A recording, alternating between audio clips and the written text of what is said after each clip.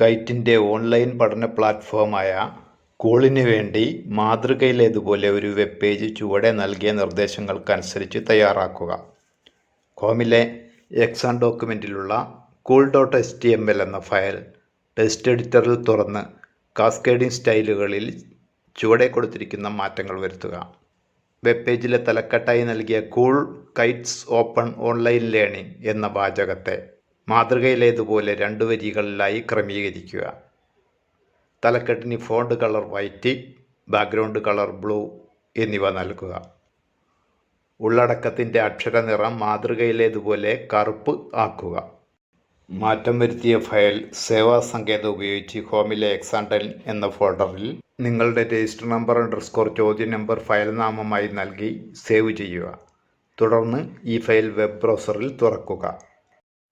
English medium ചോദ്യം: Prepare a web page as in the model given for KITE's online learning platform KOOL following the instruction given below.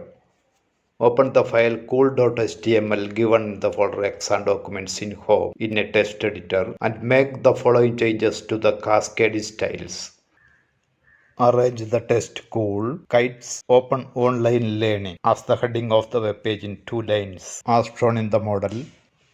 Give white font color and blue background color to the heading. Give black font color to the paragraph as given in the model. Save the modified file using the Save As option in the folder exam10 in Home with your register number question number as the file name. Then open the file in web browser. ഇത് ചെയ്യുവാൻ വേണ്ടി ആദ്യം home തുറക്കുന്നു, exam documents തുറക്കുന്നു. Cool HTML എന്ന file ഇവിടെയുണ്ട്.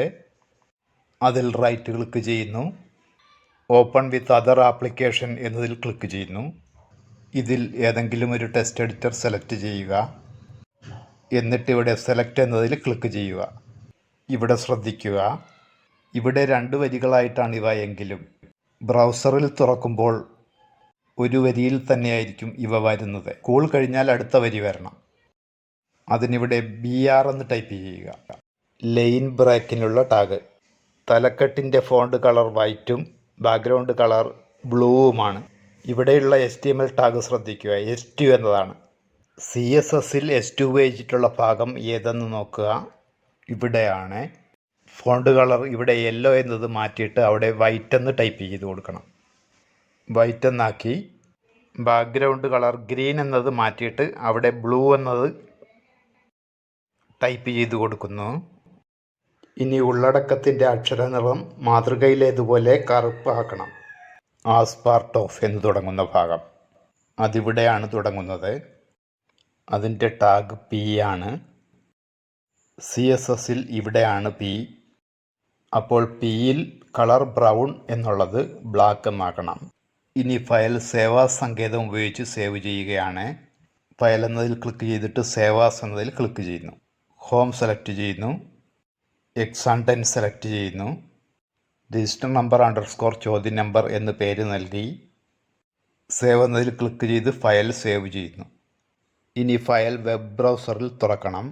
അതിന് home തുറക്കുന്നു. ഹോമിലെ exam10 തുറക്കുന്നു.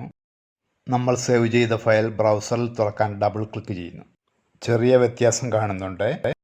കൂൾ എന്നത് ഇവിടെ ചുവപ്പ് നിറത്തിലാണ് കാണുന്നത്. ചോദ്യത്തിൽ അത് കറുപ്പാണ്. ബാക്ക്ഗ്രൗണ്ട് വൈറ്റ് ആണ്. ഇവിടെ ലൈറ്റ് ഗ്രേ ആണ്. നമുക്കതുകൂടി മാറ്റം വരുത്താം. നമ്മളിപ്പോൾ സേവ് ചെയ്ത ഫയലിലേക്ക് പോവുക. ഇവിടെ S3യിൽ കൂളെന്ന് കൊടുത്തിട്ടുള്ളതായി കാണുന്നു. CSSൽ ഇവിടെ S3ക്ക് കളർ റെഡ് എന്നാണ് കൊടുത്തിട്ടുള്ളത്. റെഡ് ബ്ലാക്ക് ആക്കുന്നു. ബോഡി ബാക്ക്ഗ്രൗണ്ട് ലൈറ്റ് ഗ്രേ ആണ്. ഇവിടെ ലൈറ്റ് ഗ്രേ എന്നത് മാറ്റി അവിടെ വൈറ്റ് എന്ന് ടൈപ്പ് ചെയ്യുന്നു. ഇനി വീണ്ടും ഫയൽ സേവ് ചെയ്യുന്നു. ഒന്ന് സേവ് ചെയ്തതുകൊണ്ട് സേവ് എന്നതിൽ മാത്രം ക്ലിക്ക് ചെയ്താൽ മതി. ബ്രൗസറിൽ വെബ് പേജ് റീലോഡ് ചെയ്യുന്നു. ചോദ്യത്തിലേതുപോലെ തന്നെ വന്നു കഴിഞ്ഞു.